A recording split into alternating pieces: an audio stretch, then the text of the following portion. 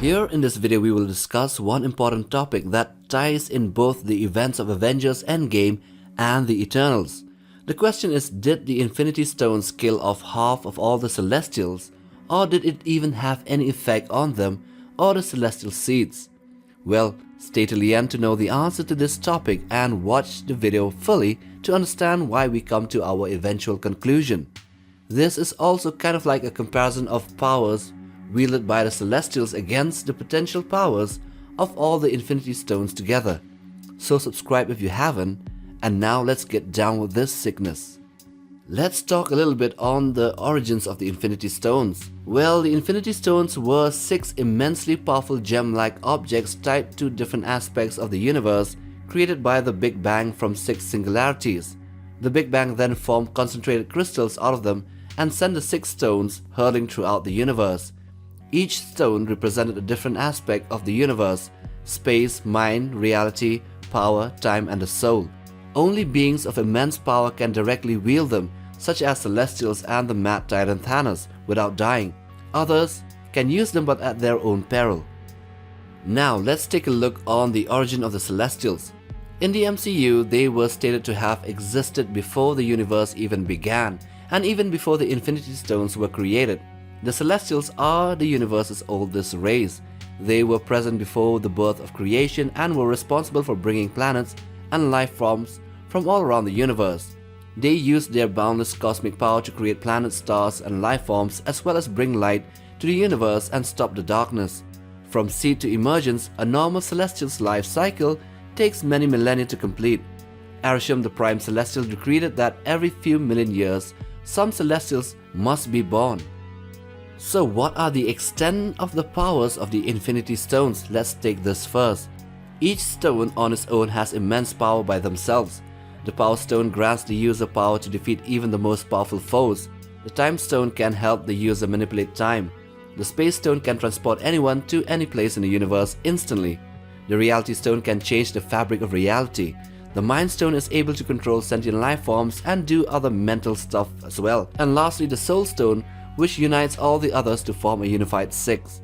Together, the Infinity Stones can wipe out half of all life forms in the universe, and that is not their full extent. They can even undo the entire universe as well if the user wishes to, as in the case of Thanos in Endgame attempting to do so in the end of the movie. Now, what about the extent of the powers of the Celestials? They are cosmic creatures of unimaginable power and magnitude. They are immortal, able to live indefinitely without dying of old age. The only way one was killed was when the Eternals, after combining their cosmic energies with Tiamut himself to form the Uni-Mind, something that would have only occurred due to the Celestials' own will to die. Celestials are able to manipulate massive amounts of cosmic energy in order to generate stars, life, and planets. So being a Celestial means being the greatest energy generators in the cosmos. They are able to travel instantly everywhere using black holes and change size at will, as well as communicate telepathically. But are they able to withstand the powers of the Infinity Stones? So firstly, let's go to the part when Esau the Searcher, a Celestial, used the Power Stone to augment his powers, and he was one of the Celestials who was seen in a scene shown by the Collector to the Guardians of the Galaxy when he was destroying a planet full of life, and he did this by using a Power Stone. This brings us to question the extent of the powers of a Celestial. If they are the universe's most potent energy generators capable of creating stars and planets, why did one need an Infinity Stone to destroy a planet when he could have easily done so with cosmic energy? What if Arishem the Judge was just lying to everyone about how powerful the Celestials are, given the fact that he has already lied about the Eternals being from Olympia, Tiamut emergence destroying the Earth, the Eternals' true purpose there, and other things as well?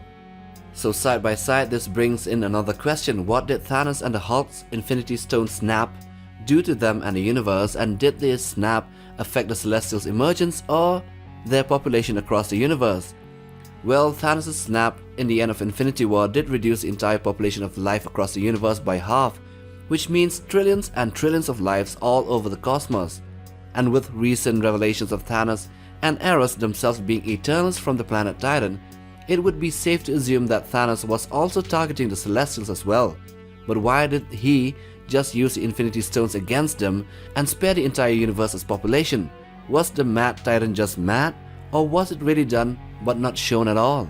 Or did it have any effect on the Celestials? So what's the conclusion? Well, the Celestials did emerge before the Infinity Stones were created, since they were here before the universe began.